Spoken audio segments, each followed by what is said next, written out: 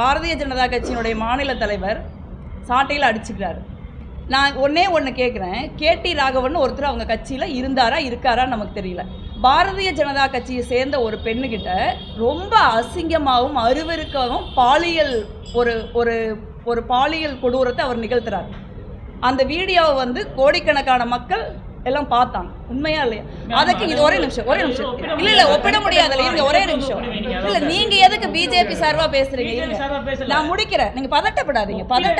பாஜகவை காப்பாற்றுகிற எண்ணம் உங்களுக்கு இருக்கலாம், அதனால நீங்க பதட்டப்படாதீங்க. நான் முடிக்க விடுங்க. அப்ப இதே பாஜகவுடைய மாநில தலைவர் ஒரு கமிட்டி அமைக்கிறார். அந்த கமிட்டியோடைய ரிப்போர்ட் கமிட்டி அமைச்சு அந்த கமிட்டி ஒரு மாதத்திற்குள்ளே நடவடிக்கை எடுக்கும் இதே பாஜகவின் மாநில தலைவர் தான் சொன்னார். அந்த கமிட்டி என்னாச்சு, அந்த ரிப்போர்ட் என்னாச்சு? அதுக்காக நாங்கள் ஒரு 50 சாட்டைகள் அவருக்கு அனுப்பலாமா? நான் என்ன சொல்கிறேன்னா, அதுவும் இல்லாமல் அந்த சாட்டை சம்பவம் எப்போ நடக்குதுன்னு நீங்கள் பாருங்கள். சாட்டை சம்பவம் எப்போ நடக்குது அப்படின்னா, அண்ணாமலை அவர்களுடைய சொந்தக்காரர் வீட்டில் ஒரு பெரிய ரெய்டு நடக்குது.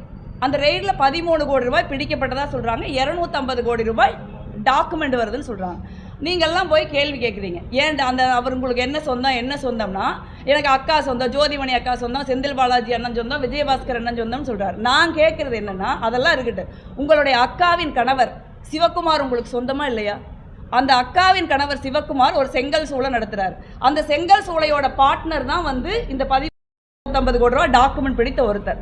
அந்த நேரத்தில் அதை திசை திருப்பதற்கு தான் இது அரசியல் ஆகுதே ஒழிய வேறு எந்த காரணத்திற்காகவும் இது அரசியல் ஆக்கப்படலை நான் சொல்றேன். இல்ல பாஜக ஒருத்தர் பேசிக்கிட்டு இருக்கிறப்ப அவங்கள முடிக்க விடணும். அது எதுக்கு அவங்க முடிக்கவே விடாம எதுக்கு? தப்பு கிடையாது. மணிப்பூர்ல அது தப்பான ஒப்பீடா? மணிப்பூர் ஒரு தப்பான ஒப்பீடா? இல்ல உத்தரப்பிரதேசம் ஒரு தப்பான ஒப்பீடா? அதுவும் இந்தியாவில தானே இருக்கு. என்னோட சொந்தக்காரங்க உடனே என்னால அண்ணாமலை தடுத்திருப்பாரு அப்படிங்கிற அவங்க நினைக்கலாம். நான் அந்த மாதிரி ஆள் கிடையாது.